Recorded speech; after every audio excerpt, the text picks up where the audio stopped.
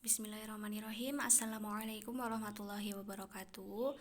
Bagaimana kabarnya anak-anak solih dan solihah hari ini? Semoga semuanya sehat selalu dan semoga semuanya dalam lindungan Allah Subhanahu wa taala. Baik anak-anak, insya Allah hari ini kita akan membahas materi melanjutkan pekan lalu ya. Dan untuk fokus pembahasan kita hari ini yaitu penerapan perilaku hidup rendah hati, hemat dan sederhana dalam kehidupan sehari-hari.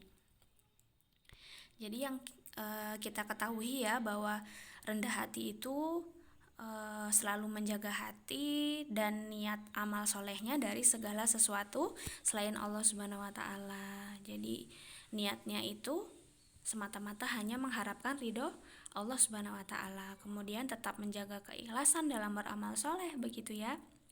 Jadi niat beramalnya itu bukan mengharapkan pujian, bukan mengharapkan hadiah, gitu ya.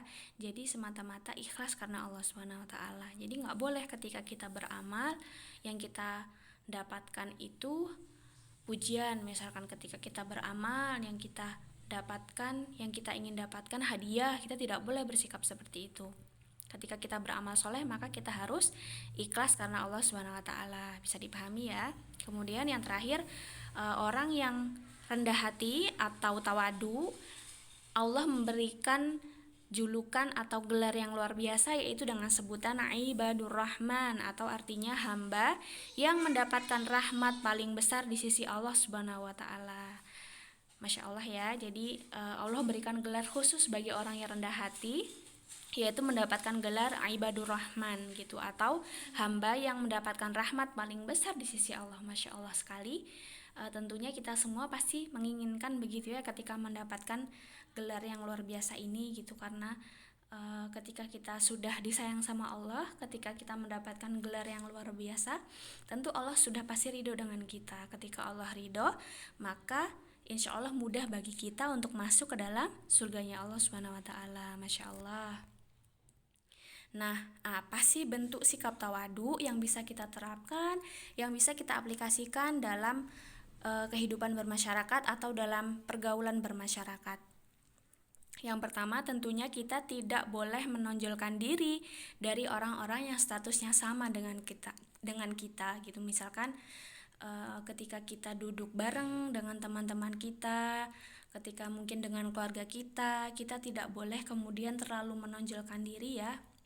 Kita tidak boleh membanggakan diri di hadapan orang lain gitu. Kemudian bergaul dengan orang awam nih maksudnya orang umum ya. Bergaul dengan orang umum itu dengan ramah gitu, dan tidak memandang diri kita lebih dari mereka gitu. Jadi ketika kita bergabung bergaul dengan orang umum, kita tidak boleh memandang orang-orang umum tersebut rendah gitu dari kita. Tidak boleh seperti itu. Kemudian ketika kita duduk bersama dengan fakir miskin, dengan orang-orang yang cacat tubuhnya dan kaum duafa, maka kita juga ketika diundang oleh mereka maka kita wajib untuk menghadiri gitu. Jadi tidak boleh mentang-mentang yang mengundang kita fakir miskin, terus orang yang cacat tubuhnya dan kaum duafa, lantas kita tidak kemudian mau menghadiri undangan mereka. Nah, itu kita tidak boleh memiliki sifat seperti itu ya. Jadi usahakan kita itu tetap biasa dan rendah hati di hadapan orang lain yang mungkin status sosialnya lebih rendah di hadapan mungkin status sosialnya lebih rendah dari kita, dan tidak menunjukkan kemegahan dari harta yang kita miliki gitu. Ketika mungkin Allah melebihkan harta kita, ketika mungkin kita bisa beli ini beli itu gitu ya, yang mungkin orang lain nggak bisa gitu ya, kita nggak boleh menunjukkan itu. Kalau misalkan seperti itu maka orang tersebut sombong begitu ya, karena nggak boleh ketika menunjukkan kemegahan dari harta yang dimiliki. Nah, itu salah satu contoh perilaku tawadu ketika kita bergaul di masyarakat, ketika kita berada di masyarakat ya. Nah, kemudian penerapan perilaku selanjutnya yaitu tentang hemat dan sederhana. Tentunya ketika kita menjadi hamba Allah yang taat, seperti hadis yang Ustazah Maida jelaskan kemarin ya, bahwa orang-orang yang boros adalah orang-orang yang menjadi sahabatnya siapa? Sahabatnya setan gitu. Jadi kalau misalkan nggak mau jadi temennya setan, nggak mau jadi pengikutnya setan, maka nggak boleh boros gitu. Dan mulai sekarang kita coba belajar untuk rajin menabung, kemudian kita belajar untuk hidup apa adanya atau qanaah gitu ya. Jadi tidak usahlah kita berpamer-pameran gitu ya ketika dalam suatu lingkungan sekolah mungkin, dalam lingkungan keluarga mungkin, atau dalam masyarakat mungkin gitu. Jadi ya kita kalau hidup memang sederhana ya udah gitu, sederhana aja gitu, nggak usah kemudian bermegah-megahan, nggak usah kemudian sampai menghabiskan uang orang tua untuk beli handphone yang mahal misalkan, sampai kemudian ngutang sana ngutang sini untuk beli apa, tas mungkin ya, tas branded, sepatu branded atau lain sebagainya. Tuh nggak perlu seperti itu ya. Allah malah justru Allah benci dengan orang-orang yang seperti itu. Jadi ya udah gitu, hidup hidup apa adanya aja gitu, nggak usah berlebih-lebihan atau biasa disebut dengan qanaah. Dan yang terakhir, meskipun kita hidupnya hemat dan sederhana, kita nggak boleh kikir ya.